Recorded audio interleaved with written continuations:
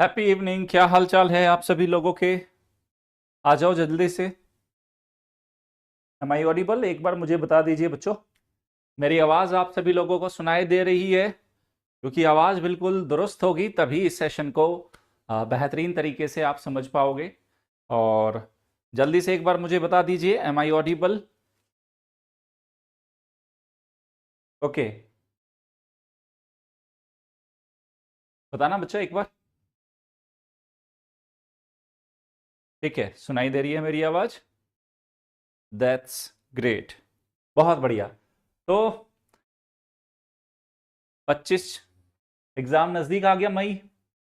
ठीक है, और अपने पास तकरीबन 45 से 50 दिन बचे हैं बच्चा।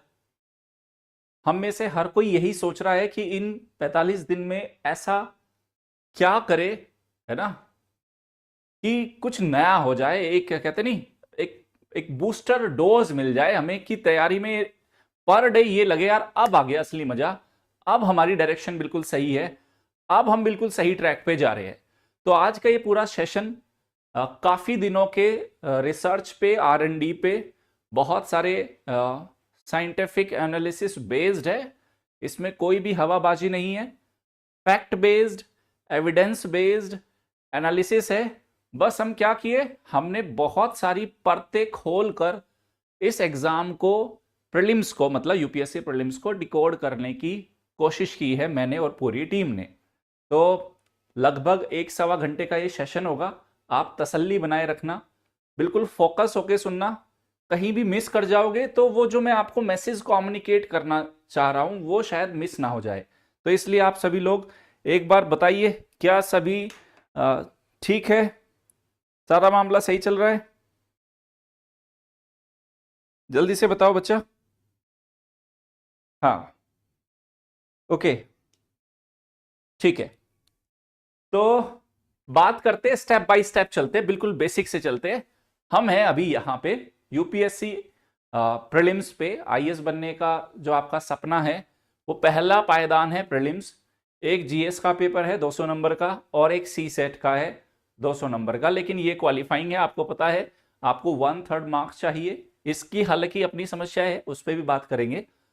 अभी ये जीएस वाला है कि ये जीएस में जो 200 मार्क्स का है और जो आपका मेरिट बनेगी, मतलब जो आपका रिजल्ट आएगा प्रीलिम्स का, ठीक है, अगर आप इधर क्वालिफाई करते हो तो यहां पे आपने अपनी कैटेगरी के हिसाब से कैसा परफॉर्मेंस किया है उस पर वो बेस्ड होता है। अगर यूपीएससी के लास्ट 4-5 ईयर के ट्रेंड को देखे तो सबसे पहले मैं प्रीलिम्स की बात करता हूं। प्रीलिम्स में का जो कट ऑफ का पैटर्न क्या है, मतलब स्टेप बाय स्टेप चलेंगे बच्चा, ताकि अंत तक आपको लगे कि हाँ मजा आ गया, ये वही क्लास है, ये वही चीज है जो आपको लास्ट के 45 डेज में चाहिए थी, है ना। स्टेप बाय स्टेप चलेंगे। पहले जानते हैं pattern of cut off. Cut off का पैटर्न क्या है? अभी 2024 वाला तो आया नहीं रिजल्ट, है ना, उसका वो नहीं आई है ना, अभी तो इंटरव्यू चल रहे हैं ना बच्चा। ओके, तो सबसे पहले 2023 की कट ऑफ देखते हैं हम एक बार। आपकी जो भी कैटेगरी होगी उस हिसाब से देख लेना। ये देख सकते हैं बच्चा, यूपीएससी का साल 2023। हम कहां पे बैठे हैं? हम प्रीलिम्स की बात कर रहे हैं, प्रीलिम्स की बात। ये general category, EWS, OBC, SC, ST, PWBD 1, 2, 3 और 5 ऐसे करके है। तो आप देख लेना, सबसे ज्यादा कट ऑफ जनरल कैटेगरी की जाती है, उसके हिसाब से आप अपनी कट ऑफ देख लेना। प्रीलिम्स में ओबीसी और जनरल एक आधे नंबर का ही फर्क होता है। तो अगर आप जनरल कैटेगरी में हो तो आप, ये 2023 का कट ऑफ है 75.41 मार्क्स। कितने में से बच्चा? 200 नंबर में से है ये, ठीक है। 200 में से 75.41 मार्क्स चाहिए, यानी कि क्वेश्चन कितने आते हैं आपके? 100 क्वेश्चन आते हैं, 100 क्वेश्चन आते हैं। इसका मतलब क्या था? इसका मतलब अगर आपने आफ्टर नेगेटिव मार्किंग को एडजस्ट करके 38 क्वेश्चन भी ठीक कर लिया होता, मतलब नेगेटिव मार्किंग एडजस्ट होने के बाद 38 क्वेश्चन आपके जनरल कैटेगरी से सही हो गए होते, तो आपका प्रीलिम्स पास हो गया होता। तो 2023 का कट ऑफ यानी कि 100 में से 38 क्वेश्चन ठीक करने थे, सब कुछ मिला मुलू के, ठीक है। सेकंड, 2022 में देख लो बच्चा, उसी हिसाब से 88 है ये, है ना, 88 है, ठीक है। 88 का मतलब कितना था? 44 क्वेश्चन। कितने में से? 100 में से आपके 44 क्वेश्चन बिल्कुल ठीक होने चाहिए। फिर आगे अलग अलग कैटेगरी के हिसाब से दिया हुआ है। 2021 का भी अगर आप देखो 87 है ना, 87 का मतलब क्या हुआ बच्चा, वही लगभग 44 क्वेश्चन आपके ठीक होने चाहिए। यानी कि पहले हमें यह समझना है कि हमें क्वेश्चन कितने ठीक करने हैं। और इस साल का कट ऑफ भी मतलब 90 से अबव तो नहीं जाने वाला, सबको पता है। वही 38 से 45 के बीच के, मतलब 38 क्वेश्चन से लेके 45 क्वेश्चन के बीच में जनरल कैटेगरी की बात कर रहा हूं अभी। बाकी कैटेगरी उसी हिसाब से नंबर अपने कम कर लेना है ना, ठीक है। तो यानी कि बेंचमार्क क्या है हमारा, 38 से 45 क्वेश्चन। यानी कि अगर हम किसी भी कीमत पे हम 45 क्वेश्चन प्लस ठीक कर लेते हैं, है ना, इस साल भी 2025 के प्रीलिम्स में भी आप 45 से 50 तक ही क्वेश्चन आपको ठीक करने हैं। तो ये 45 से 50 तक का जादुई आंकड़ा, इसको कैसे क्रॉस करें। हमारे क्वेश्चन बहुत ज्यादा गलत हो जाते हैं, हम इतना ज्यादा अटेम्प्ट कर लेते हैं कि 25 से 30 क्वेश्चन तो हमारे गलत ही हो गए। लास्ट टाइम में आके सर ऐसा लगता है सब कुछ भूल गए, क्या पढ़े क्या छोड़े कुछ पता ही नहीं, टाइम मैनेज नहीं हो रहा है। ऐसी बहुत सारी समस्याएं अंतिम 45 से 60 दिनों के अंदर आपको घेर लेती है। तो ये इतना कम आंकड़ा भी, है ना, ये इतने कम क्वेश्चन भी ऐसे लगता है कि यार पता नहीं होंगे भी या नहीं। ऊपर से हम टेस्ट सीरीज ज्वाइन करते हैं तो उधर भी बहुत अच्छा नहीं हो रहा। पीवाईक्यू में अच्छा फील होता है लेकिन टेस्ट सीरीज में बुरा फील होता है। और पीवाईक्यू में अच्छा फील हो, उसमें क्या समस्या है कि 2-3 बार अटेम्प्ट दे चुके तो पीवाईक्यू को लेके कॉन्फिडेंस ही नहीं आ रहा। ऐसा लगता है यार एग्जाम हॉल के अंदर नहीं बात बन रही, एग्जाम हॉल के बाहर बात सही है बिल्कुल, घर के अंदर बात बिल्कुल सही है, किसी कोचिंग में ऑनलाइन कहीं भी मॉक टेस्ट लगा उधर सब कुछ सही चल रहा है, इधर एग्जाम हॉल में जाके गड़बड़ है। यानी कि वो लास्ट के 45 से 60 दिन आपके ऊपर कहीं ना कहीं ऐसा प्रहार करते हैं कि आपको मानसिक रूप से परेशान कर देते, कॉन्फिडेंस हमारा लूज होने लगता है। तो हम कुछ मुद्दों पे बात करने वाले हैं जो आपको हेल्प करेंगे, ठीक है। जल्दी से बताइए, एम आई राइट? ओके, आ जाओ बच्चा। तो मिसिंग क्या है, मतलब अगर हम आइडेंटिफाई करें कि इस अब पूरी इस प्रिपरेशन में हम क्या मिस कर रहे हैं। कहीं कई बार मन में आता होगा भैया हमारे पास नोट्स तो ठीक है, कंटेंट तो ठीक है, सारा सोर्स तो ठीक है, लक्ष्मीकांत से क्वेश्चन आएगा या नहीं आएगा, वो स्पेक्ट्रम वाली हिस्ट्री काम करेगी या नहीं करेगी, उधर ज्योग्राफी का एनसीईआरटी काम करेगा या नहीं करेगा, फला टीचर से पढ़ाए वो सब्जेक्ट हेल्प करेगा या नहीं करेगा। तो लास्ट के 45 से 60 डेज के बीच में एक तो यूट्यूब पे बहुत ज्यादा बाढ़ भी आ जाती है, तो वहां कंफ्यूजिंग स्टेट में आप आ जाते हो, तो कंटेंट और मटेरियल को लेके बहुत सारे डाउट पैदा होने लगते हैं। मैं सारी चीजों की परतें खोलूंगा, डोंट वरी, कि समस्या असली कहां है। या दूसरी समस्या क्या हो सकती है, आपको लगे यार प्रैक्टिस नहीं हो रही, चाहे वो प्रीवियस ईयर क्वेश्चंस हो या मॉक टेस्ट हो। दूसरा समस्या आपका यहां हो सकता है, ठीक है। तीसरी समस्या टाइम मैनेजमेंट की हो सकती होगी, भैया आपने जो टारगेट सेट किए थे 5 दिन में ये कर लेंगे, आज ये हो जाएगा, लेकिन कैसे भी करके टाइम मैनेज नहीं हो रहा, वहां आपको कोई समस्या हो सकती है। या आपको लास्ट में एग्जैक्ट स्ट्रेटजी वाला मिसिंग हो सकता है, यार करे क्या, मतलब जो मैं कर रहा हूं या कर रही हूं इससे एग्जैक्टली मैं वहां हिट कर पाऊंगा जो एग्जाम की डिमांड है या नहीं, है ना। आपके भी इसी में से कोई ना कोई समस्याएं चल रही होगी। ये 4-5 डोमेन है बच्चा, है ना। आपकी क्या समस्या है एक बार मुझे कमेंट सेक्शन में कमेंट सेक्शन में लिख के बताते रहो मुझे आपकी समस्या है, ताकि मैं हाँ उनका भी समाधान करता रहूं बच्चा, ठीक है। ओके, चलो अब इसको खोलने की कोशिश करते हैं, व्हाट इज मिसिंग, है ना, व्हाट इज मिसिंग पे बात मैं करता हूं, कहां गड़बड़ है, कहां गड़बड़ है। एक एग्जाम्पल के साथ शुरू करता हूं। मैंने एक एग्जाम्पल वो कुछ दिनों पहले भी मैंने कुछ बच्चों को दिया था, वो एग्जाम्पल वापस से आपको आपसे कुछ पूछना चाहता हूं, मैं पूछ लूं कि जैसे आपको जब छत पे आप अपने कपड़ों को सुखाते हो तो वो हमें किस चीज की जरूरत होती है, वो होती है ना, वो छत पे सुखाते हैं ना, अरे वो क्या होता है वो, बताओ मुझे। वो छत पे कपड़ों को सुखाने के लिए, अरे वो होता नहीं है, वो क्या होता है वो बताओ। हाँ, पूछना चाहता हूं क्या होता है वो, ठीक है, एक बार जवाब देना मुझे। हाँ ठीक है, यस, जवाब दीजिए। ओके,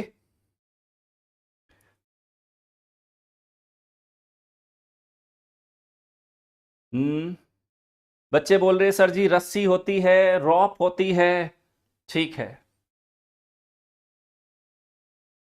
ठीक है, रॉप, ओके, रस्सी। चलो आपने जवाब दे दिया।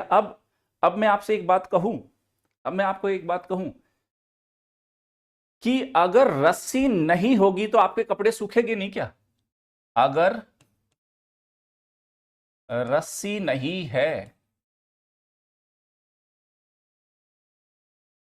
तो क्या कपड़े नहीं सूखेंगे? अब मुझे एक चीज बताओ, यस और नो। मतलब आप मुझे ये बताओ, अगर रस्सी नहीं है तो कपड़ा नहीं सूखेगा, तो कपड़ा सुखाने के लिए आपको धूप की जरूरत थी या रस्सी की? आप मुझे बताओ, वॉट यू नीड।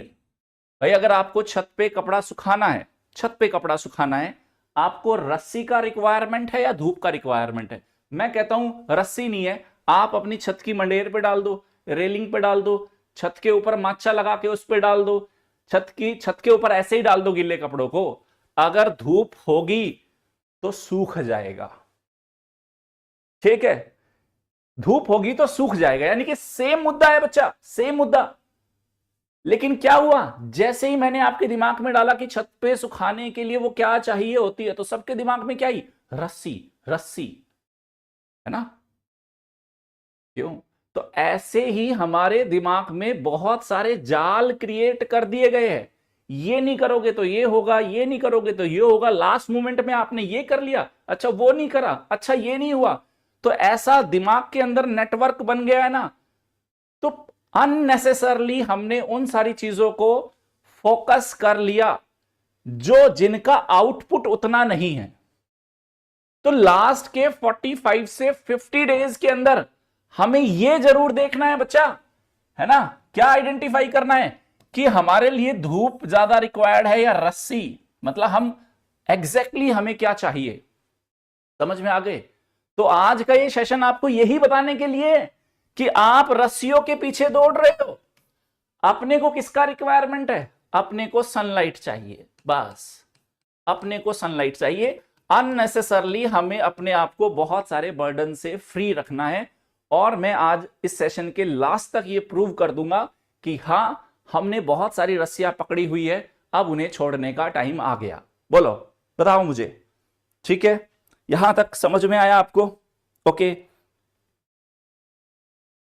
ठीक है। तो व्हाट इज मिसिंग, है ना, व्हाट इज मिसिंग हम बात कर रहे। देखो यार, हर साल वही लक्ष्मी, पीटी पास करो या फेल करो, हर कोई यही कहता है, वही टॉपर, वही लक्ष्मीकांत, वही एनसीईआरटी, है ना, वही स्पेक्ट्रम, वही मेरे नोट, सब कुछ आप सब कुछ सेम ही करते जा रहे हो, सेम ही करते जा रहे हो।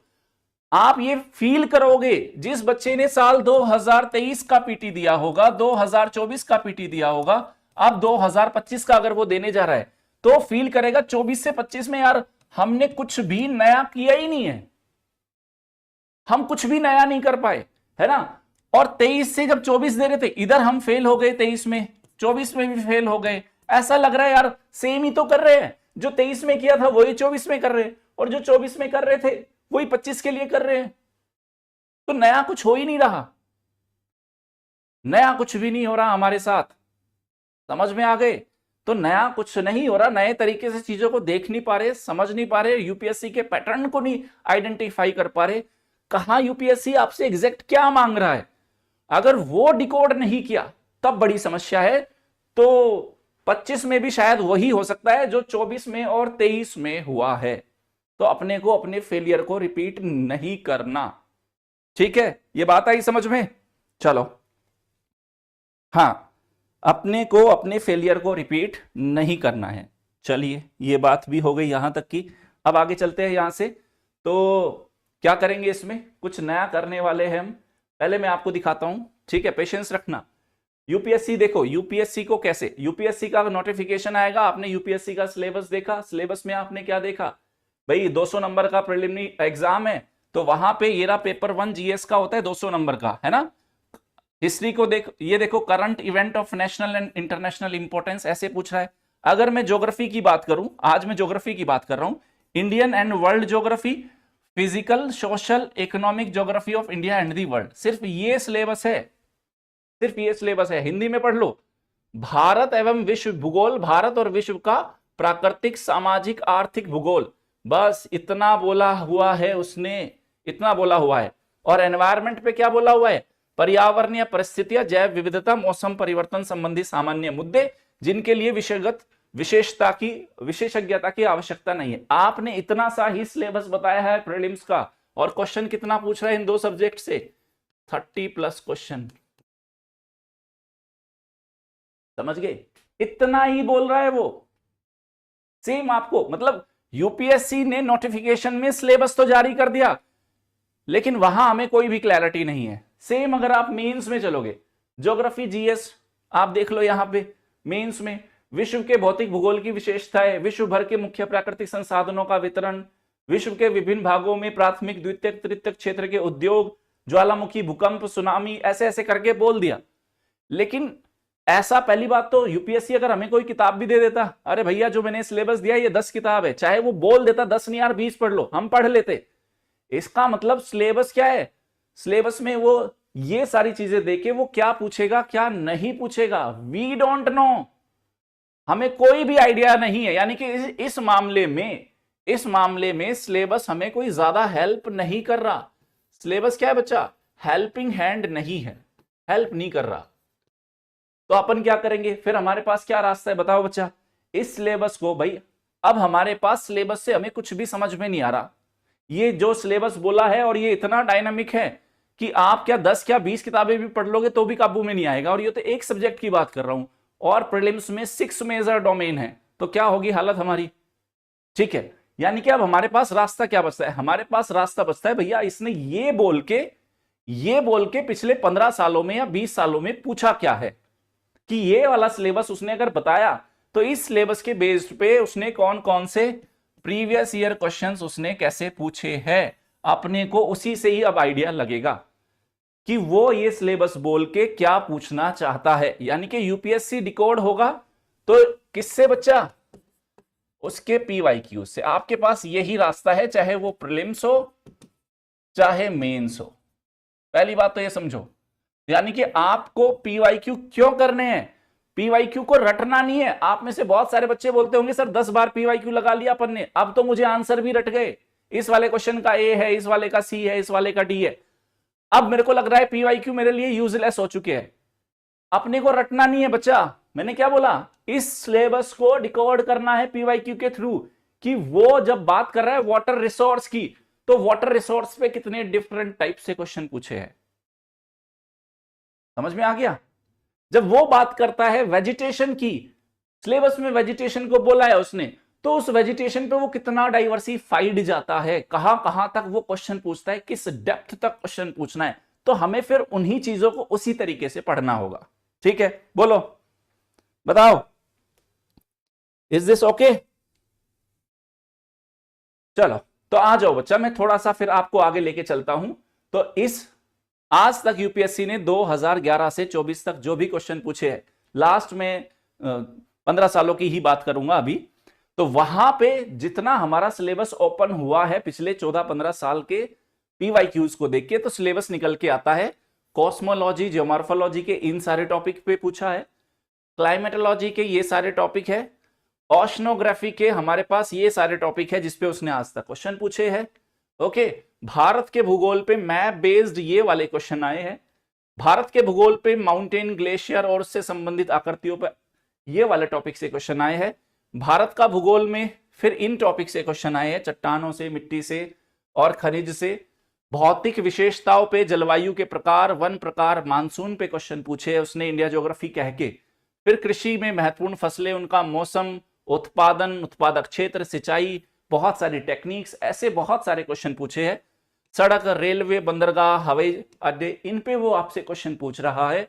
ठीक है, उद्योग, उनसे और प्रमुख परियोजनाएं, बांध, बिजली, सिंचाई परियोजनाएं, उन पे क्वेश्चन पूछ रहा है।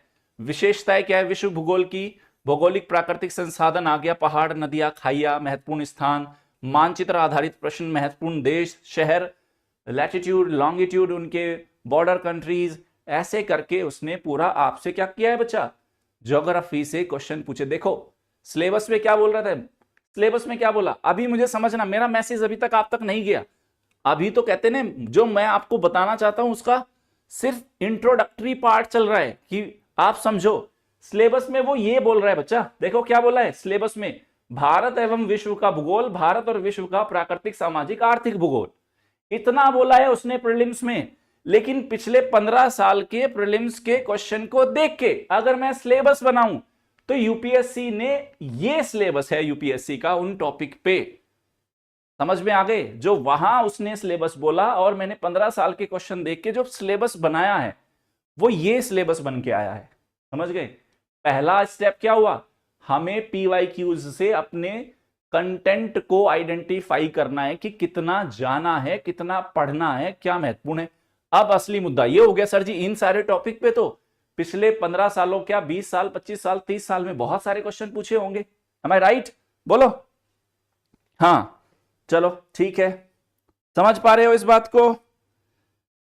हाँ, बीच में कोई भी इश्यू आए, आपका कोई भी डाउट हो मुझसे पूछते रहना। नेक्स्ट चलो बच्चा, तो ये आ गया।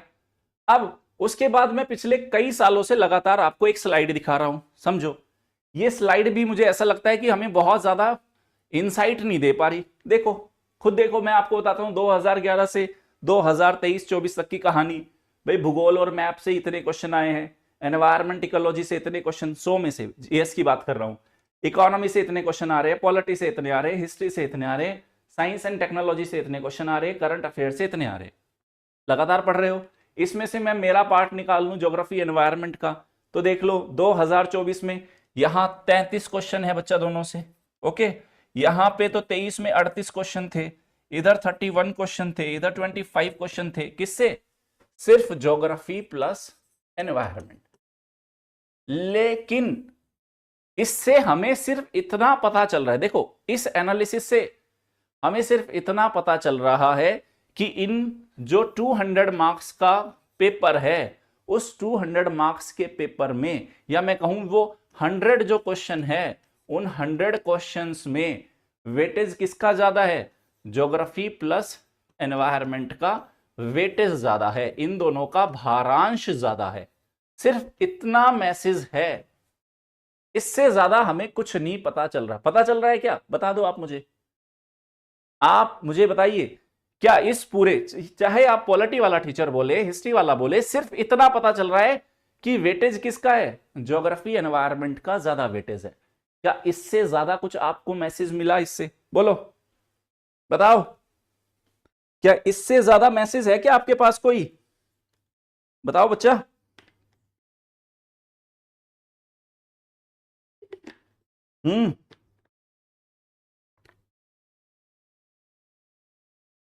भाई बीइंग ज्योग्राफी एनवायरनमेंट टीचर, मैं ये बोल सकता हूं भाई मेरे सब्जेक्ट से सबसे ज्यादा क्वेश्चन आते हैं। अच्छी बात है, बहुत अच्छी बात है, मेरे लिए तो बढ़िया बात है ना। मैं मेरे बच्चों को ज्यादा हेल्प कर पाऊंगा। क्या इससे ज्यादा, अरे सर ये तो अपने को भी समझ में आ रहा है, बहुत पढ़ लिया हमने भी, पूरा geomorphology, climatology, oceanography, India geography, फलाना ढमकाना सब कुछ कर रहे हैं, है ना। इससे ज्यादा अपने को और कुछ चाहिए क्या, हाँ इससे ज्यादा अपने को कुछ और चाहिए कि सर जी इस पूरे ज्योग्राफी को और इस पूरे एनवायरनमेंट को अगर हम तोड़ दे किसी तरीके से, ये पूरा ज्योग्राफी वाला पार्ट और ये पूरा एनवायरनमेंट वाला पार्ट, ये कोई इकोनॉमी वाला पार्ट, ये राज्य व्यवस्था, history, science and technology, in parts को अगर कोई हमें ये फिगर आउट करके बता दे कि इस ठीक है, हाँ, क्या कोई हमें यह बता सकता है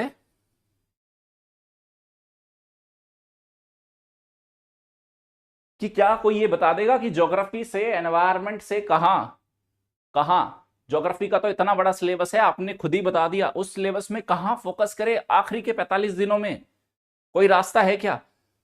तो मैंने और पूरी टीम ने, हमने क्या करने की कोशिश की है, ये पूरा जो सिलेबस है ना बच्चा, ये पूरा सिलेबस हमने इसको बिल्कुल खंगाल के रख दिया 15 साल में पूरे यूपीएससी के पैटर्न को और पूरे माइंडसेट को। ठीक है, तो मैं आज आपको पहले ज्योग्राफी का बता रहा हूं बच्चा। इस पूरे ज्योग्राफी का पूरा हमने एनालिसिस कर दिया, ठीक है, पैटर्न कर दिया, इसमें बहुत सारा स्टैट्स लगाया मैंने, डेटा बेस्ड एनालिसिस किया, बहुत सारे एविडेंस में आपको दिखा रहा हूं। वो निसंदेह आपको लगेगा भैया समझ में आ गया। अब ज्योग्राफी में किधर फोकस करेंगे, एनवायरमेंट में किधर ज्यादा फोकस करना है, इकोनॉमी में किधर करना है, वो यूपीएससी खुद ही बता रहा है। ठीक है, चलो आ जाओ पहले।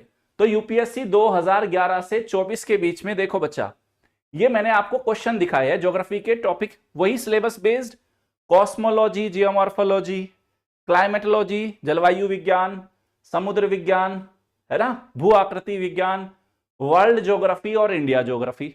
ठीक है, इंडिया ज्योग्राफी के फिर मैंने फर्दर कैटेगरी बनाए थे, इंडिया का वेजिटेशन हो गया, इंडस्ट्रीज हो गई, मिनरल्स हो गया, इंफ्रा हो गया, वो बाद में तोड़ेंगे अपन।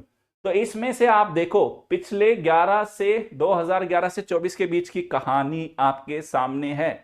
कॉस्मोलॉजी से पिछले 15 साल में 6 क्वेश्चन है, क्लाइमेटोलॉजी से 19 क्वेश्चन है, ओशनोग्राफी से 10 क्वेश्चन है, ज्योमॉर्फोलॉजी से 7 क्वेश्चन है, वो भी 3 क्वेश्चन तो पिछले साल ही आए हैं, वर्ल्ड ज्योग्राफी से 38 क्वेश्चन है और इंडिया ज्योग्राफी से 100 क्वेश्चन है। तो इस पूरे चार्ट को देख के आपको क्या लगता है? पहला जो प्रश्न मैं आपसे पूछना चाहता हूं इस पूरे एनालिसिस से, आप खुद देख लेना, है ना, मैंने पूरा आरएनडी किया हुआ है ना, कॉपी पेन लेके एक एक मैंने क्वेश्चन नोट किया, फिर उसका ये किस टॉपिक से किस टॉपिक से, उस हिसाब से मैंने किया है। आप खुद देख के बता दो कि अगर आपको ज्योग्राफी को प्रीलिम्स में फोकस करना है तो इसमें से आपको सबसे ज्यादा इंपॉर्टेंट क्या लग रहा है, आप खुद बता दो। आपको इधर इन सब टॉपिक में से सबसे ज्यादा फर्स्ट प्रायोरिटी इंडिया ज्योग्राफी सबसे ज्यादा इंपॉर्टेंट है। सेकंड वाला क्या हो गया? World geography. समझ में आया? बोलो। हाँ, इंडिया ज्योग्राफी आपने मुझे बता दिया, दैट्स ग्रेट, बहुत बढ़िया, ये इंडिया ज्योग्राफी। लेकिन अभी भी हम फिर सुनो सर, ये बात देखो स्टेप बाय स्टेप, पहले हमें सिलेबस से हमें कुछ नहीं पता था। देखो स्टेप बाय स्टेप, पहले हम कहां थे? सिलेबस पे, सिलेबस से हमें कुछ पता चला, सिलेबस ने हमें कुछ भी गाइडेंस नहीं दिया। फिर हमने किस पे गए? सिलेबस से हम गए PYQs को देखे, है ना, फिर हमने उससे क्या निकाला? भारांश निकाला, वेटेज, किस सब्जेक्ट का कितना भारांश है। तो हमें वेटेज पता चल गया भैया ज्योग्राफी और एनवायरमेंट का सबसे ज्यादा वेटेज है। ठीक है, अब इस ज्योग्राफी में भी हमें पता चला, है ना, ज्योग्राफी को फर्दर हमने तोड़ा, फर्दर हमने ज्योग्राफी को क्या किया बच्चा, इसको और इन डेप्थ स्टडी की, इसकी हमने और डेप्थ में गए, तो अपने को समझ में आ गया ज्योग्राफी से इंडिया ज्योग्राफी और वर्ल्ड ज्योग्राफी वाला पार्ट सबसे ज्यादा इंपॉर्टेंट है। लेकिन अब नेक्स्ट मुद्दा ये, सर इस इंडिया ज्योग्राफी के अंदर भी जा सकते हैं क्या? कि अगर हमें ये इंडिया ज्योग्राफी तो बहुत बड़ा होगा, वर्ल्ड ज्योग्राफी के अंदर भी बहुत सारे टॉपिक होंगे, इस इंडिया ज्योग्राफी में यूपीएससी क्या पूछता है? मुझे पता चल जाए इंडिया ज्योग्राफी के अंदर तो 25 टॉपिक है।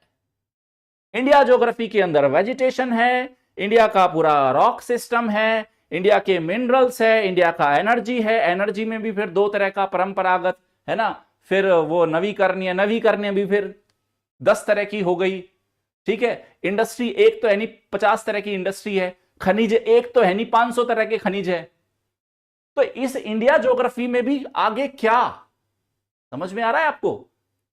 ये सेशन आपको किस डायरेक्शन में लेके जा रहा है? ये सेशन लेके जा रहा है, मैं आपको उस पॉइंट पे लेके जाना चाहता हूं कि अंतिम 45 से 50 दिन आप सिर्फ वही पढ़ेंगे जो यूपीएससी पूछेगा। मैं आपको उस पे लेके जाना चाह रहा हूं, बात समझ में आ रही है? अब मैं आपको यहां से आगे, है ना, कि कॉस्मोलॉजी में कहां कहां पे क्या क्या पूछा, क्लाइमेटोलॉजी में कैसे पूछा, और पिछले 12-14 सालों में यूपीएससी ने कैसे इन टॉपिक को ऊपर नीचे किया है, ये मैं आपको समझाना चाहता हूं। ये बात समझ में आ गई कि सर क्या मैसेज देना चाह रहे? ये मुद्दा अगर आपको पकड़ में आया तो फटाफट लाइक और कर दो, शेयर कर दो, है ना, और अगर आप नए हो तो चैनल को सब्सक्राइब भी कर सकते हो। ठीक है, हैप्पी वैली एकेडमी पे हैप्पी ही होना है अपने को। ठीक है, करो एक बार, चलो चलो आगे थोड़ा सा। हाँ ठीक है, समझ में आई बात?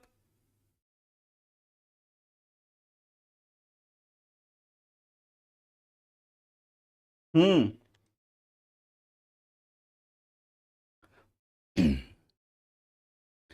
अब नए पन्ने खुलेंगे, है ना? तो अगर आप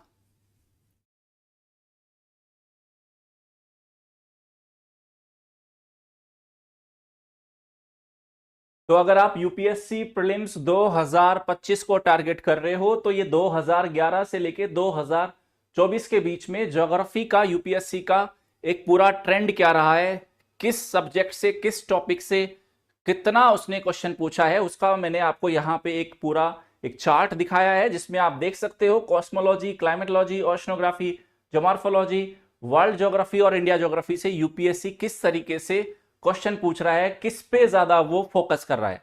ठीक है, ठीक है। हाँ, अब चलते हैं थोड़ा सा आगे, थोड़ा सा आगे इसको अब मैं खोलता हूं। कॉस्मोलॉजी में क्या, क्लाइमेटोलॉजी में क्या, आ जाओ। कॉस्मोलॉजी से जो उसने 6 से 7 क्वेश्चन पूछे, यहां पे देखो ना बच्चा, 6 से 7 क्वेश्चन पूछे, ये देखो बच्चा। तो कॉस्मोलॉजी को अगर जब मैंने फर्दर स्टडी किया तो वो 6 से 7 क्वेश्चन कहां से पूछे बच्चा, पिछले 15 सालों में फिक्स है। बेसिक्स ऑफ कॉस्मोलॉजी है, इस पे मेरा एक मैराथन वीडियो है ना, वो 2.5 घंटे का मैराथन वीडियो, उस मैराथन वीडियो को देख लेना। और आज तक का एक भी क्वेश्चन उस मैराथन वीडियो से ज्यादा नहीं, बाहर नहीं है। तो वो तीन क्वेश्चन आए हैं स्पेस में, है ना? क्या पूरा life cycle of sun star क्या होता है, नेबुलाज क्या है, गैलेक्सीज क्या है, ग्रेविटेशनल वेव्स को लेके, है ना, अंतरिक्ष को लेके पूरा मैंने बहुत अच्छा अपने सोलर सिस्टम को बहुत अच्छे से मैंने डिफाइन किया है। तो 3 क्वेश्चन तो वहां से है। उसके बाद जो 4 क्वेश्चन, मतलब थोड़ा हमारे स्पेस के, अर्थ के और सन के मोशन और उनकी आपस में किस तरह से गति है उसको लेके। तो इफेक्ट ऑफ टिल्टेड अर्थ, यानी कि पृथ्वी अपने अक्ष पर 23.5 डिग्री झुकी है, उसका प्रभाव। इफेक्ट ऑफ रोटेशन, है ना, अक्ष पर जो झुकाव है, अक्ष पर झुकाव, ठीक है। रोटेशन मतलब घूर्णन पे उसका प्रभाव, और परिक्रमण उसका प्रभाव। ये 4 क्वेश्चन इसी पे पूछ रहा है। वो 21 जून वाला क्वेश्चन मैं आपको बताऊं, 21 जून वाला क्वेश्चन की 21 जून को क्या पोजीशन होती है, यूपीएससी ने 3 बार पूछा है, आपको पता है? तो आपको कॉस्मोलॉजी में एक ये वीडियो, और उसके बाद अर्थ अपने अक्ष पे झुकी हुई है ना, उसके क्या इंपैक्ट है, रोटेशन क्या है, क्या इंपैक्ट है, रेवोल्यूशन, ये टॉपिक आपको पकड़ के रखना है, बस खेल खत्म। बात आई समझ में? बोलो, बात आई समझ में ये? हाँ, एक बच्चा कह रहा है सर इसका मतलब ये हुआ इंडिया ज्योग्राफी को अच्छे से करना है। हाँ, इंडिया ज्योग्राफी अच्छे से करना है, लेकिन इंडिया ज्योग्राफी में किसे फोकस करेंगे, किसे फोकस करेंगे? अब नेक्स्ट चलते हैं, कॉस्मोलॉजी की बात देख ली हमने, नेक्स्ट चलते हैं हमारा क्लाइमेटोलॉजी। क्लाइमेटोलॉजी पे 19 क्वेश्चन पूछे हैं पिछले 15 साल में, और क्लाइमेटोलॉजी का हमारा सिलेबस तो बहुत बड़ा है, बहुत बड़ा, आपने भी देखा होगा, मैंने भी 21 घंटे का एक मैराथन लगाया है, उसमें भी कुछ पार्ट मिसिंग है। लेकिन उतने सारे, मतलब 30 से ज्यादा टॉपिक है, लेकिन यूपीएससी को देखो कैसे क्या कर रहा है वो, एटमॉस्फेयर की, वायुमंडल की परतें और संगठन, एक क्वेश्चन आया है आज तक, ठीक है, लेयर्स को लेके। इस बार ही पूछा है ना, क्षोभ मंडल क्यों ऊंचा है इक्वेटर पे, तो वो सारा। फिर तापमान और सूर्य ताप से 4 क्वेश्चन पूछे यूपीएससी ने पिछले 15 सालों में, ये देखो 4 क्वेश्चन है बच्चा। फिर आर्द्रता और बादलों पे 2 क्वेश्चन, जितनी भी प्रकार की पवने हैं, प्राथमिक पवने, द्वितीयक पवने, स्थानीय पवने, है ना, बेसिकली उसने किस पे, प्राथमिक पवनों पे, और उस प्राथमिक पवनों के पीछे का फोर्स क्या है, 4 क्वेश्चन पूछे है उस पे। उसके बाद मॉनसून पे 2 क्वेश्चन पूछे, साइक्लोन और थंडरस्टॉर्म पे 3 क्वेश्चन पूछे हैं, और वर्ल्ड क्लाइमेट रीजन पे कभी इक्वेटोरियल क्लाइमेट पूछ रहा है ना, और कभी वो आपसे सवाना टाइप के क्वेश्चन पूछ रहा है, कभी चीन तुल्य जलवायु, कभी फला तुल्य जलवायु, ये है। अब मुझे बताओ, अगर अब आपको क्लाइमेटोलॉजी को फोकस करना है तो आपको क्या नजर आ रहा है? देखो भैया, टेम्परेचर और इंसोलेशन वाला टॉपिक शानदार है, पवन वाला और उसको प्रभावित करने वाले फैक्टर इंपॉर्टेंट है, समझ गए? और ये मतलब पूरा पवन कर लोगे तो ये मानसून, साइक्लोन सब उसी में, और ये वाला है, अपने को एक डायरेक्शन मिल रहा है, इससे ज्यादा भटकना ही नहीं है ना, समझ रहे हो? आ रही है बात समझ में? मैं तो लगातार ही कह रहा हूं, टेम्परेचर, टेम्परेचर को समझ लो, एयर प्रेशर समझ में आ गया तो विंड और पूरी ये कहानी समझ में आएगा। तीसरा ह्यूमिडिटी, तो वही है क्लाउड्स और उसका इंपैक्ट किस पे, मॉनसून और साइक्लोन। बताओ बताइए। तो ये आपका क्लाइमेटोलॉजी का फोकस एरिया है पिछले 15 सालों में यूपीएससी का। तो आपको अब जब स्टडी करोगे और जब आप रिवीजन कर रहे हो इन लास्ट 45 से 50 डेज के अंदर, तो जैसे ही टेम्परेचर और इंसोलेशन वाला टॉपिक आएगा तो दिमाग की घंटी बज जानी चाहिए कि ये वो टॉपिक है जिसपे यूपीएससी ने क्लाइमेटोलॉजी से सबसे ज्यादा क्वेश्चन पूछे हैं। जब आप पवने पढ़ रहे हो और उनके पीछे के उत्तरदायी कारक पढ़ रहे हो, वो कभी कॉरियोलिस फोर्स पूछ रहा है, कभी कुछ और पूछ रहा है, तब आपको समझ में आ जाना चाहिए कि ये अब वो टॉपिक है जिसको यू कांट मिस। अब आप इस टॉपिक को नहीं छोड़ सकते, आपको प्रायोरिटी सेट करना आ जाएगा। वो स्ट्रेटेजी फूल प्रूफ तभी बनेगी जब आपको इतना इनडेप्थ एनालिसिस है। बोलो चलो,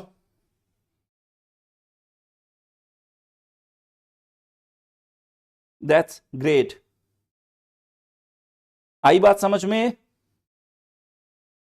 ओके नेक्स्ट चलते हैं।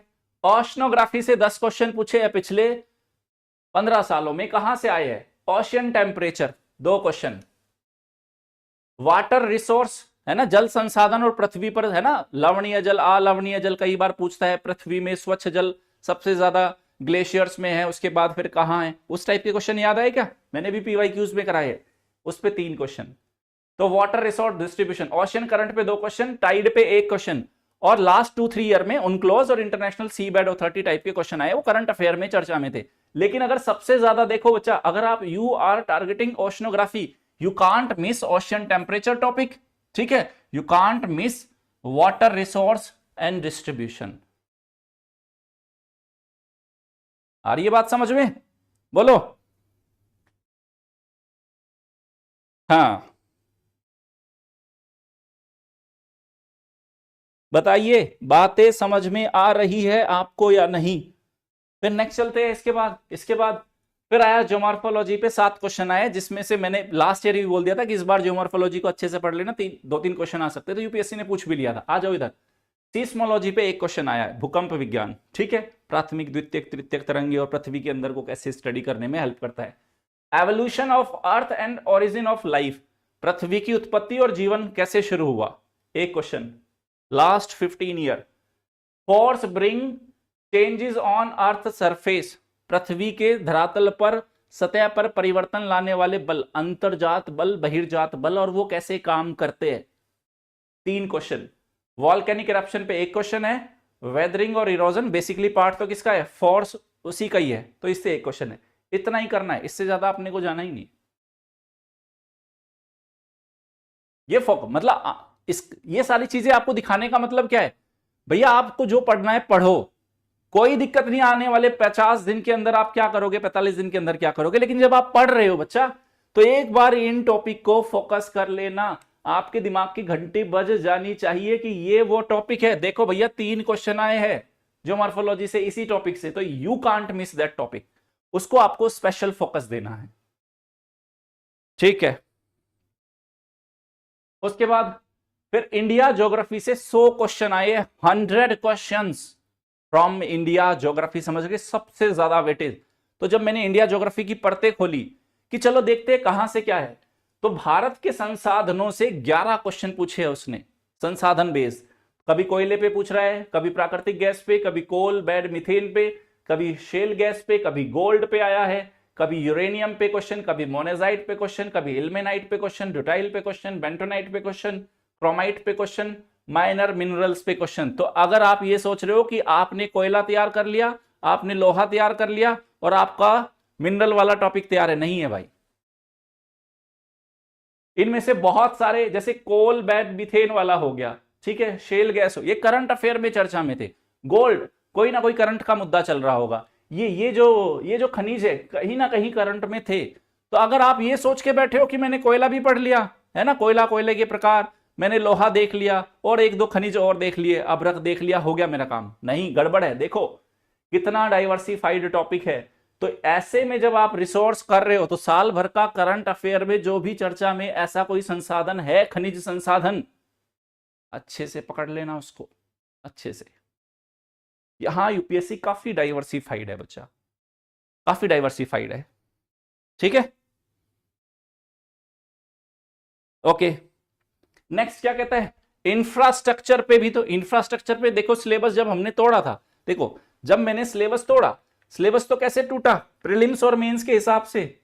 कहां पे है ये रे, सड़क है, रेलवे है, बंदरगाह और हवाई अड्डे। प्रीलिम्स में अगर मैं बात करूं तो प्रीलिम्स में या तो उसने सड़क पे क्वेश्चन पूछा है या उसने बंदरगाह पे क्वेश्चन पूछा है, ना तो रेलवे से कभी क्वेश्चन पूछा ना हवाई अड्डे से कोई क्वेश्चन पूछा। तो 4 क्वेश्चन पूछे हैं, नेशनल हाईवे से, है ना, और या ट्रांस नेशनल हाईवेज जो करंट में चर्चा में थे, या आपके पोर्ट से क्वेश्चन है।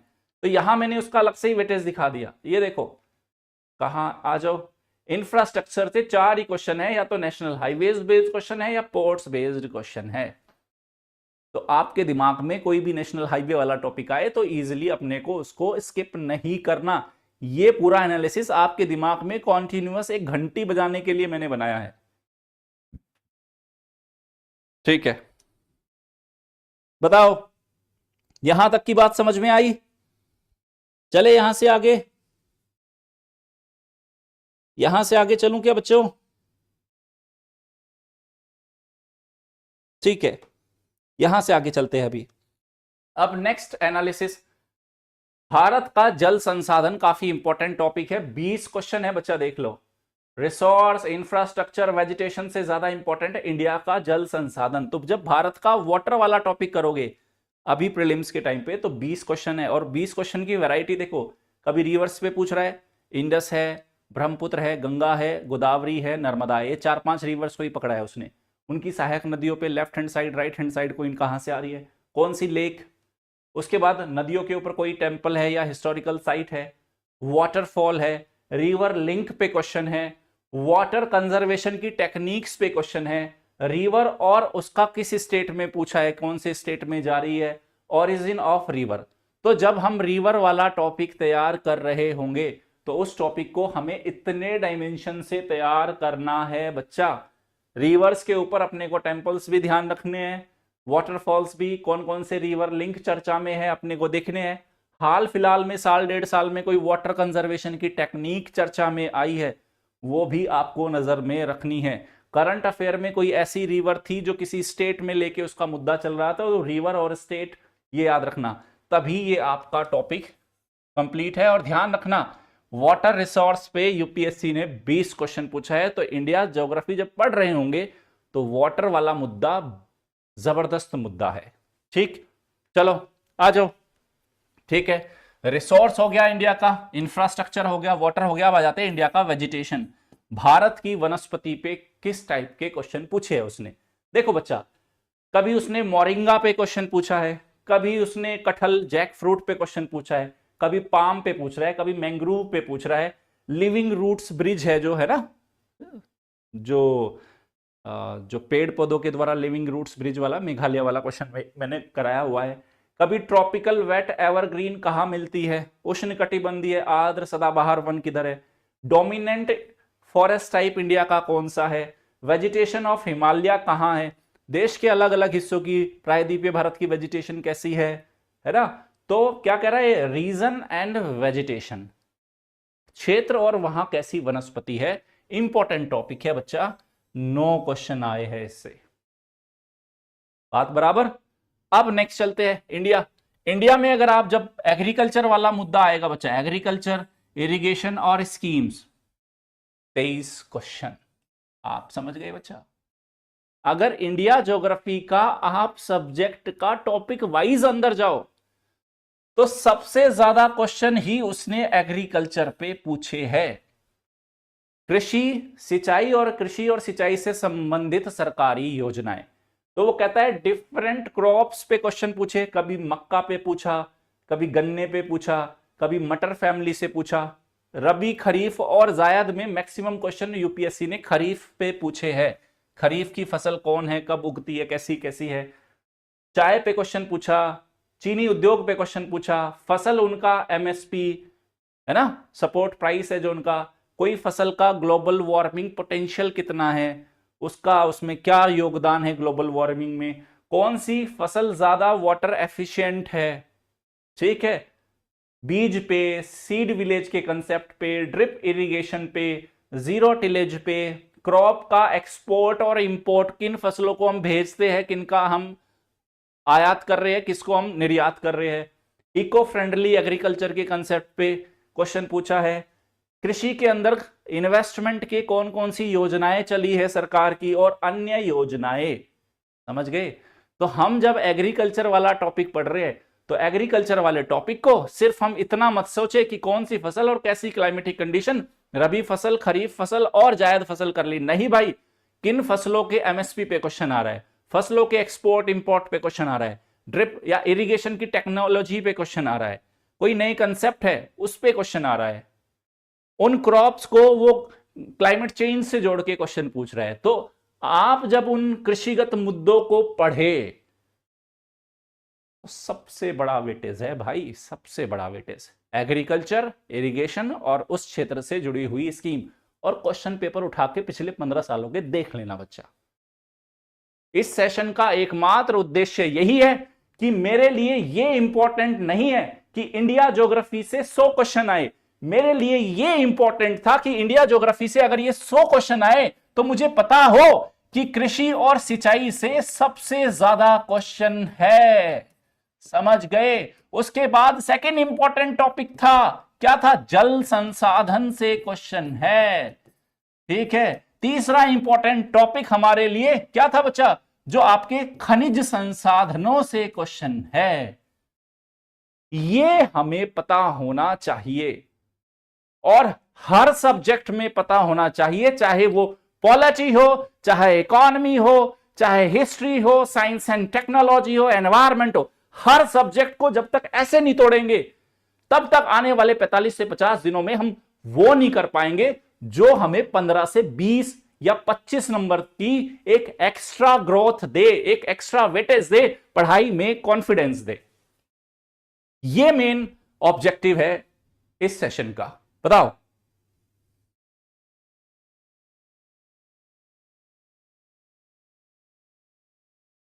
ठीक है, बोलो, मजा आ रहा है क्या? अरे एंजॉय कर रहे हो क्या बच्चा पार्टी, बताओ। हाँ अभी तो चलो, अभी तो बहुत एनालिसिस करना है, ठीक है। हाँ अब आगे चले इंडिया ज्योग्राफी में, आगे आगे क्या है इंडिया ज्योग्राफी की कहानी, आ जाओ। हो सकता है आप में से बहुत सारे इंटेलिजेंट बच्चे होंगे जो ये सारी चीजें जानती है, लेकिन मैं तो बच्चा सिर्फ उन्हीं बच्चों को सपोर्ट करने का मेरा उद्देश्य है जो लास्ट टाइम पे थोड़ा घबरा जाते हैं, और उनको थोड़ा सा एक प्रॉपर गाइडेंस और प्रॉपर ये मिल जाए कि यार सब कुछ तो पढ़ रहे हैं लेकिन वो टॉपिक जो ज्यादा इंपॉर्टेंट है वो मुझे कैसे पता चलेगा, बस वो मदद करना चाहता हूं मैं और हमारी पूरी टीम आपकी, ठीक है। ओके, और ऐसा एनालिसिस आपको यूट्यूब पे नहीं मिलेगा बच्चा कभी भी, आज के बाद तो हो सकता है बहुत सारे लोग करा दे, आज के बाद, आज की जो तारीख है ना, आज क्या तारीख है, 9 अप्रैल, 10 अप्रैल, 11 अप्रैल, 12 अप्रैल, और यहां से लेके हो सकता है 30 अप्रैल तक ऐसे बहुत सारे सेशंस आ जाएं अलग अलग सब्जेक्ट में। टिल डेट ऐसा कोई सेशन नहीं है जो आपको ये बता रहा हो कि ये खेल कैसे चल रहा है, अभी तक तो नहीं है, आज के बाद आ जाए तो बात अलग है, ठीक है। आ जाओ, उसके बाद आया माउंटेन, हिल्स, प्लेट्यूज और पीक्स पे 5 क्वेश्चन है। कौन सा माउंटेन, महान हिमालय, मध्य हिमालय, शिवालिक है, फिर विंध्यन, सतपुड़ा, ईस्टर्न घाट, वेस्टर्न घाट, उधर वो सारा, फिर उस पे 5 क्वेश्चन पूछे हैं, पीक्स वगैरह पे। ग्लेशियर्स पे 2 क्वेश्चन पूछे हैं, सॉइल पे 6 क्वेश्चन पूछे। अब सॉइल को देखो बच्चा, है ना, सॉइल को देखो, चलो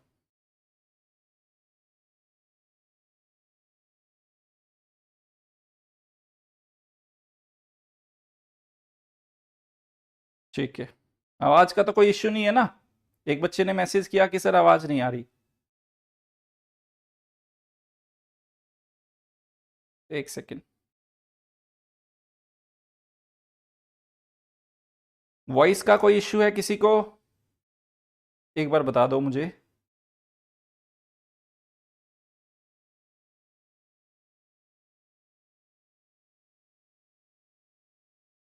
ठीक है, कोई इश्यू नहीं है। आ जाओ बच्चा, सॉयल को देखो बच्चा, जब हम सॉयल के टॉपिक को पढ़ रहे हैं। अच्छा, भारत में 8 प्रकार की मृदा है। जलोढ़ मिट्टी है ना, काली मिट्टी, लाल पीली मिट्टी, फला लेटराइट मिट्टी, पर्वतीय मिट्टी, ऐसी मिट्टी वैसी मिट्टी, है ना। अब आ जाओ, यूपीएससी क्या कह रहा है देखो, जब आप सॉयल को पढ़ रहे हो ना, पहला उसने एक बार क्वेश्चन पूछा टाइप्स ऑफ सॉयल पे, मृदाएं कितनी प्रकार की है। फिर उसने सॉयल हेल्थ कार्ड को लिंक करके क्वेश्चन पूछा, है ना, मृदा स्वास्थ्य कार्ड। फिर सॉयल इरोजन पे क्वेश्चन पूछा, मृदा के ऊपर फर्टिलाइजर्स के इंपैक्ट पे क्वेश्चन पूछा, मृदा और उनकी जल धारण क्षमताओं पे क्वेश्चन पूछा। अलग अलग मृदाएं है ना, काली मृदा ज्यादा करती है या चिकनी मृदा या किसकी कैसे। और उसके बाद है सॉयल और क्रॉप, कैसी सॉयल में कौन सी फसल उगती है। समझ गए बरखुरदार? तो यानी कि मतलब जब हम एग्रीकल्चर वाला टॉपिक कर रहे होंगे और जब हम वेजिटेशन वाला टॉपिक कर रहे होंगे, एट द सेम टाइम आप ये देखते रहना कि उन उन क्षेत्र में कौन कौन सा सॉयल था। ये लिंक करा रहा है यूपीएससी आपसे। तो सॉयल इस तरीके से तैयार होगी तो सॉयल कंप्लीट तैयार है हमारी। ठीक, नेक्स्ट देखो, फिर कहता है इंडिया के लैटिट्यूड पे लॉन्जिट्यूड पे अलग अलग लोकेशंस पे 7 क्वेश्चन पूछे। जैसे पूछा कि जो देशांतर दिल्ली से जाता है उसके नियरेस्ट कौन सा है, फला अक्षांश यहां से जाता है तो कैसे कैसे और उसके नियरेस्ट सिटीज है। अगर आपको नॉर्थ ईस्ट से आपको साउथ इंडिया आना है तो मिनिमम कितने स्टेट से होके आ जाओ। इस टाइप के क्वेश्चन वो उसने जो पूछे हैं, वो 7 क्वेश्चन पूछे, लेकिन वो पहले पूछता था। ठीक है, अब आ जाओ प्लेसेस इन न्यूज। इंडिया के ऐसे प्लेस जो चर्चा में रहे हो पिछले साल भर में, उस पे 3 क्वेश्चन है। प्रोजेक्ट एंड पावर प्लांट्स की अगर बात करें, हम परियोजनाएं और विद्युत उत्पादन की बात करें, तो बच्चा 7 क्वेश्चन है बच्चा, 7 क्वेश्चन।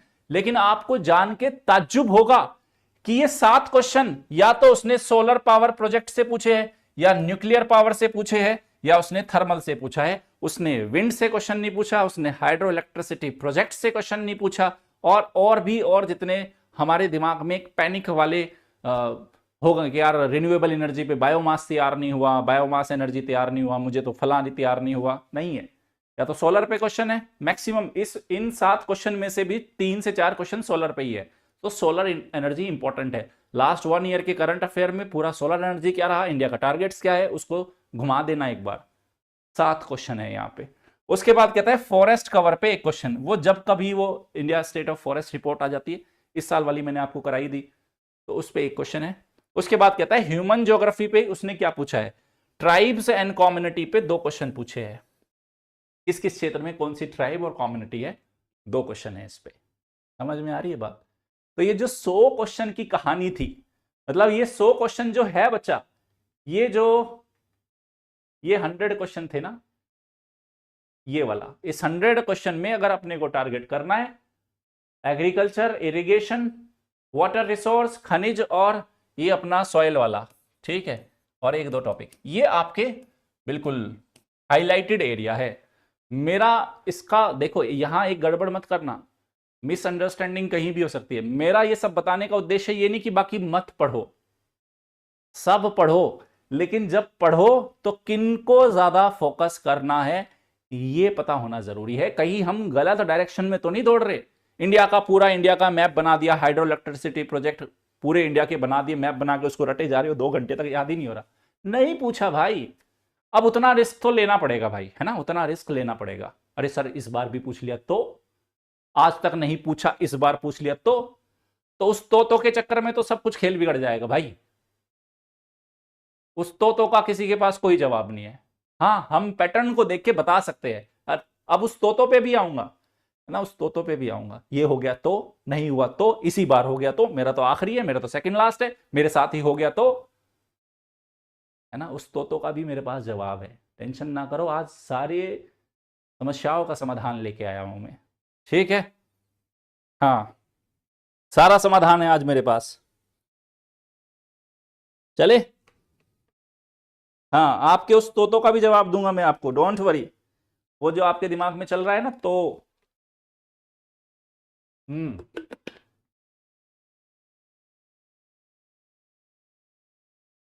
हाँ उसको बताता हूँ मैं। हाँ अरे सब सारा इलाज है भाई अपने पास, टेंशन काहे ले रहे हो आप, टेंशन मत लो, बस एंजॉय करो इस एनालिसिस को, ठीक है। आ जाओ आ जाओ, अब आते हैं वर्ल्ड ज्योग्राफी। वर्ल्ड ज्योग्राफी पे कितने क्वेश्चन थे? 38 क्वेश्चन, ये रहा वर्ल्ड ज्योग्राफी पे 38 क्वेश्चन, 38 क्वेश्चन। तो जब हम वर्ल्ड ज्योग्राफी पढ़े तो क्या पढ़े? इन 38 क्वेश्चन की कहानी देख लो बच्चा। 38 क्वेश्चन में कहां है? रिसोर्स, वर्ल्ड रिसोर्स पे 7 क्वेश्चन है ना। जैसे कभी अफ्रीका से पूछ लिया, कभी कहीं और से, कोबाल्ट पे, गोल्ड पे, कौन से क्षेत्र में कैसी मृदा मिलती है, राइस के ऊपर पूछा, वर्ल्ड फिशिंग जोन के ऊपर पूछा, कोकोआ पे, पीटलैंड एरिया पे। अजीब सा वेग सा है ये, है ना। इसको कैसे टारगेट करें? देखो इसमें अपने को ये भी समझना है कि जितना वर्ल्ड रिसोर्सेज 2-4 याद होता हो करो, वरना छोड़ दो, समझे। 35 में से अपने का टारगेट, अगर 35 क्वेश्चन ज्योग्राफी एनवायरमेंट से आ रहे हैं, अपन ने 24-25 ठीक कर लिया यार, खेल ही खत्म हो गया ना। 40 पे तो कट ऑफ ही जा रही है, 40-45 पे, और 2 सब्जेक्ट आपको 25 क्वेश्चन ठीक करा के दे रहे, काहे दिक्कत है? तो कुछ जाएंगे अपने हाथ से, ये भी ध्यान रखना। इसका मतलब क्या है? स्किप भी मारना है अपने को। करंट अफेयर से कोई इनमें से आ गया ठीक है, वरना छोड़ो भाई, नहीं जा रहे हम उधर। वेजिटेशन पे 2 क्वेश्चन है, डिफरेंट फॉरेस्ट और वेजिटेशन दुनिया में कहां कहां कैसे कैसे मिलती है। जिसने इंडिया का वेजिटेशन मुझसे बहुत अच्छे से पढ़ लिया, सेम क्लाइमेटिक कंडीशंस को दुनिया में अप्लाई कर देना। आपको पता है कौन से लैटिट्यूड पे और कहां पे कैसी क्लाइमेट मिलता है, और इंडिया की उस क्लाइमेट से उसको अटैच करते हुए देख लेना, रास्ता मिल जाएगा। रिवर्स पे, लेक्स पे और सी पे 4 क्वेश्चन है। फिर कहता है ह्यूमन ज्योग्राफी पे 2 ही क्वेश्चन पूछे। इस बार टोटल फर्टिलिटी रेट पे क्वेश्चन है, एक बार व्हाट इज सामाजिक पूंजी, है ना, कुल प्रजनन दर और सामाजिक पूंजी, 2 ही क्वेश्चन आए हैं ह्यूमन ज्योग्राफी में। इंडिया ज्योग्राफी में भी ह्यूमन ज्योग्राफी से 2 ही क्वेश्चन आए हैं, तो ज्यादा टेंशन वाली बात नहीं है। अरे सर जी ह्यूमन ज्योग्राफी करा दो। माउंटेन रेंज पे 1 ही क्वेश्चन आया। तो अगर आप नॉर्थ अमेरिका, साउथ अमेरिका और दुनिया भर की माउंटेन रेंज पढ़ रहे हो 4 घंटे, अरे भैया पता है आपको, आज हमने पूरे दुनिया के पर्वत और उनकी चोटियां निपटा दी। इससे ज्यादा अच्छा होता ये, इसको निपटा लेते, ये ज्यादा आसान था। रिवर्स, लेक्स और सी को निपटा लेते भाई, वो ज्यादा आसान था। ये छोटिया पोटियों में कहां अटक गए, समझ रहे हो। I want to tell you exactly where you should focus more, है ना, कहां आपका फोकस ज्यादा होना चाहिए। यही बचा सकता है बच्चा, क्योंकि अंतिम 45 दिनों में यही तो मेन कहानी है। क्या छोड़े क्या पढ़े, किसको ज्यादा फोकस करना है, अपने को समझ ही नहीं आ रहा। इसी से कॉन्फिडेंस आएगा, और इसके अलावा आपके पास कोई और रास्ता है भी नहीं भाई। तो ये हो गया, तो वो हो गया, नहीं हो गया तो अरे हमने तो ये पढ़ा, पिछले साल वो नहीं चर्चा में थे, इस साल चर्चा में आ गए सर। हाँ फिर ये सारी दुविधाओं का समाधान तो अभी वो मई के बाद ही हो जाएगा, आपको है ना, समझ में आ जाएगा। फालतू का ही था वो, तो था, कुछ इलाज नहीं है। जो मैं बता रहा हूँ इस पर यकीन करो। और यकीन कैसे करो? क्योंकि सारा मैंने फैक्ट बेस्ड एनालिसिस है ना, पूरा स्टैट्स को और जितने मैथ्स को यूज करके जितने एनालिटिकल आपको डायमेंशंस दिखा सकता हूं वो दिखाने की कोशिश कर रहा हूं। चलिए ओके। हाँ आ जाओ फिर। मैपिंग बेस्ड क्वेश्चन देखो, वर्ल्ड ज्योग्राफी में अगर किसी को टारगेट करना है, 38 में से 22 क्वेश्चन आए हैं मैपिंग बेस्ड। उसमें भी इसने अफ्रीका से आज तक ज्यादा, सबसे ज्यादा फोकस अफ्रीका ही है। अफ्रीका का रिवर बेसिन जो इंपॉर्टेंट है, अफ्रीका के अंदर कौन सा विवादित क्षेत्र है उसको, अफ्रीका का वेजिटेशन, अफ्रीका की झीलें, अफ्रीका के संसाधन, है ना, और डिजीज वगैरह, ये सब मेरी मैपिंग वाली क्लास में है। फिर वो कहता है वेस्ट एशिया और मिडिल एशिया से कन्फ्लिक्टेड एरिया। कन्फ्लिक्टेड एरिया तो करंट अफेयर से ही पता चलेंगे भाई, कौन सा शहर, कौन सा लोकेशन क्यों चर्चा में था। उसके बाद करंट लोकेशंस है, बॉर्डर कंट्रीज कौन सी है, फला देश की सीमा किस किस से लग रही है, अफगानिस्तान की सीमा किससे लगती है, सीरिया की सीमा किससे लगती है, जॉर्डन की किससे लग रही है, वही वाली, है ना। साउथ चाइना सी, ईस्ट चाइना सी से जुड़े हुए मुद्दे हैं, है ना, उधर चाइना वाला गड़बड़ करता रहता है। फिर आता है यूरोप। यूरोप में वो कन्फ्लिक्टेड एरियाज पूछ रहा है, कौन कौन से क्षेत्रों में विवाद चल रहा है। बॉर्डर कंट्रीज पूछ रहा है, इस देश का किससे लगता है, इसका किससे लगता है। कौन सा सी है, नॉर्थ सी के चारों तरफ कौन कौन से देश है, एड्रियाटिक के चारों तरफ कौन से देश है, ब्लैक सी के चारों तरफ कौन से देश है, मेडिटेरेनियन के चारों तरफ कौन से देश है, कैस्पियन सी के चारों तरफ कौन से, यही तो पूछ रहा है वो। ठीक है, तो यूरोप में अगर आपको टारगेट करना है, यूरोप के अंदर conflicted area, border countries, sea and border countries, उसके अलावा ज्यादा टेंशन लेनी नहीं। आ रही बात समझ? 22 मतलब अगर वर्ल्ड ज्योग्राफी में आपको कुछ भी टारगेट करना है तो वर्ल्ड मैपिंग ये आपके लिए सबसे ज्यादा इंपॉर्टेंट रोल प्ले करेगी। और लास्ट के साल 1.5 साल के अंदर करंट अफेयर में कोई भी लोकेशन आपको चर्चा में दिख जाए, अगर विशेषकर वो अफ्रीका और एशिया के कंफ्लिक्टेड एरिया से है और यूरोप के कंफ्लिक्टेड एरिया से है, तब हमारे लिए वो और भी ज्यादा इंपॉर्टेंट हो गई। मतलब बत्तियां जल जाए एकदम से दिमाग में, अच्छा आ गया मुद्दा, आ गया मुद्दा। ठीक है, ओके, नेक्स्ट चले, आ जाओ। फिर है ज्योग्राफी। अरे सर वो तोता तोता है ना सर, ये हो गया तो वो हो गया तो, उस तो का इलाज है मेरे पास, आपके उस पूरे तो का इलाज है। ये सारे टॉपिक बच्चा मैंने तोड़ दिए। ये ग्राफ देखो, है ना, ग्राफ में ये पूरा जो चार्ट है तो ये तो वही है बच्चा, है ना, ज्योमॉर्फोलॉजी, है ना, उसके बाद क्लाइमेटोलॉजी से कितना है, ये ऐसे ऐसे वो ग्राफ है अपना एक तरह से।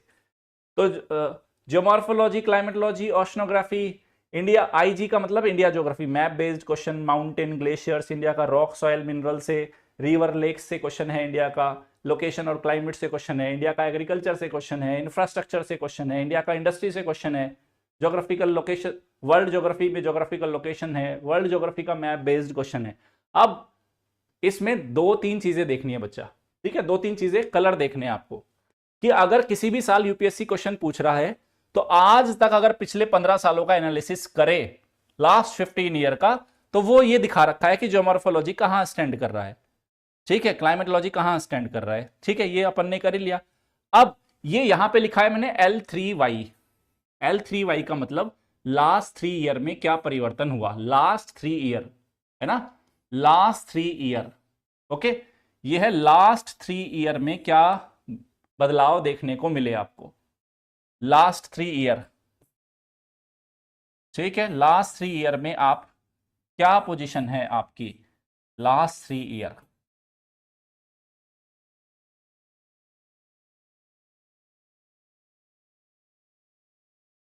ये लो, जो रेड कलर का है मतलब लास्ट 3 ईयर में उसमें परसेंटेज डिक्लाइन हुआ है। यहां देखो, ज्योमॉर्फोलॉजी लास्ट 3 ईयर वेटेज बढ़ा है, मैं तो 2-3 साल से आपको लगातार ही बोल रहा था ज्योमॉर्फोलॉजी पढ़ लो, अभी 14% हुआ, 3% का ग्रोथ हुआ, ठीक है। क्लाइमेटोलॉजी 1% का ग्रोथ है। इधर देखो ओशनोग्राफी में कम क्वेश्चन पूछे लास्ट 3 ईयर में, 22 तक खूब क्वेश्चन पूछा था, 22 के बाद उसने कम क्वेश्चन पूछना शुरू कर दिया ओशनोग्राफी से। फिर इंडिया का मैप बेस्ड क्वेश्चन कोई इतना ज्यादा परिवर्तन नहीं हुआ, माउंटेन ग्लेशियर सेम रहा है, वही जो मैंने आपको बताया। इधर देखो रॉक, सॉयल, मिनरल्स, थोड़ा क्वेश्चन घटे हैं अभी, है ना, 2% का गिरावट देखने को मिला है। रिवर, लेक्स और उस पे देखो ऑलमोस्ट 13% क्वेश्चन पूछा था, अभी 12% है, तो कोई बड़ा उलट फेर नहीं है, कहीं भी देख लो ऐसा नहीं था कि भैया यहां से 11 पूछ रहा था तो 0 कर दिया, 11 से 14 गया, 18 से 19 गया, सेम है, 8 से 5 आया है, तो मतलब एक क्वेश्चन या 2 क्वेश्चन ही ऊपर नीचे हो रहे हैं भैया, तो आपका तो फालतू का है, ये हो गया तो इसी साल हो गया तो आप वो मैंने भी दिखा दिया बच्चा, ये पूरा पूरा एनालिसिस देख लो ना,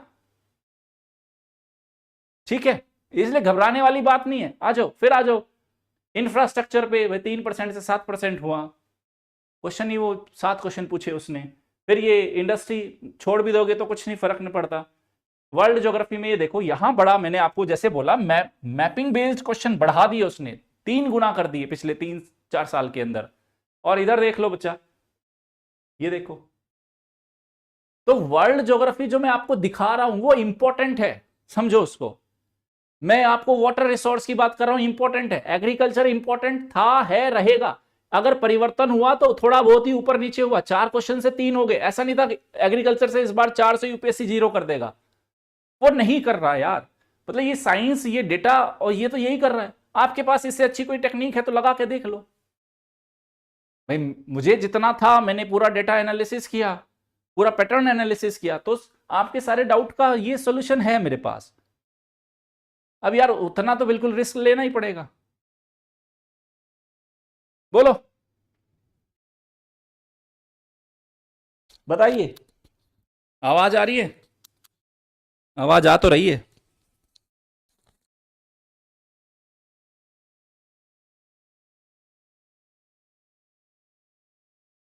ठीक है,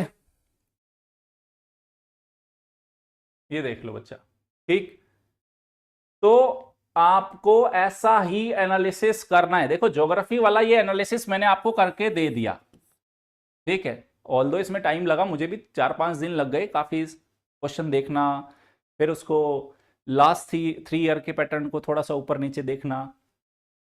तो ज्योग्राफी मैंने कर दिया। आपके पास 5 और सब्जेक्ट बचे हैं, environment, history, polity, economy, science and technology. Current affair तो देखो साल भर आप पढ़ते हो, उसमें तो मैं क्या ही कहूं। आपको इन 5 सब्जेक्ट पे सेम काम और कर दोगे तो आपको थोड़ा मदद मिल जाएगी,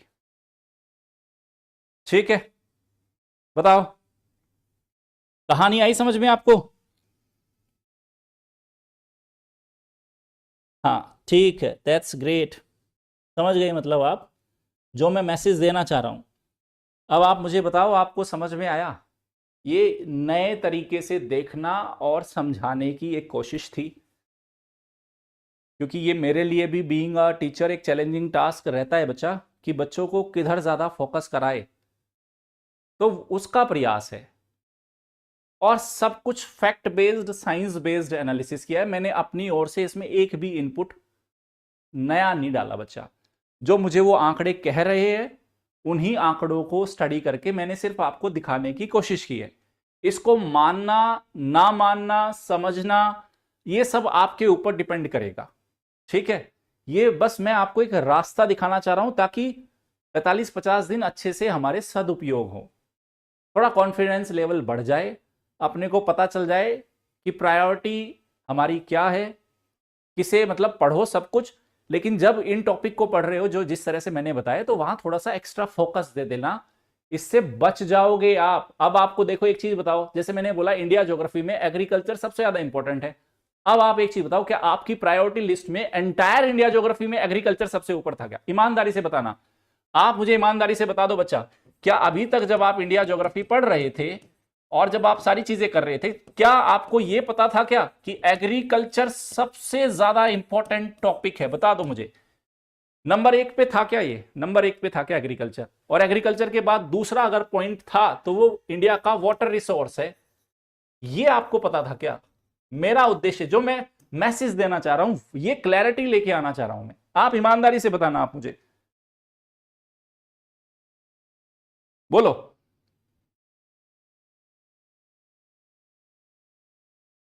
जवाब देना बच्चा।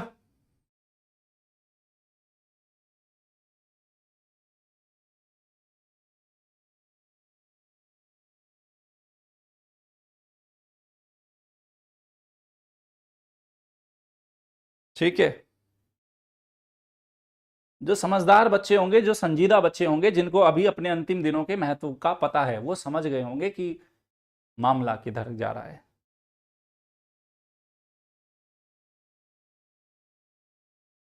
ठीक है,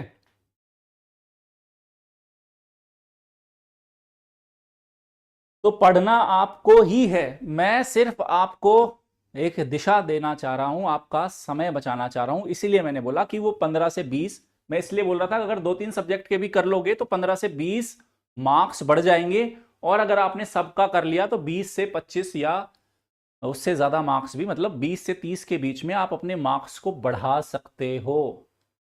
वो 15 से 20 वाला थंबनेल जो मैंने लगाया था ना, 15 से 20, पहले मुझे लगा ज्योग्राफी एनवायरनमेंट 1-2 का और कर लोगे तो बच जाएंगे, फिर मुझे लगा अगर आपने सारा ही कर लिया तो बात ही अलग हो जाएगी। ठीक है,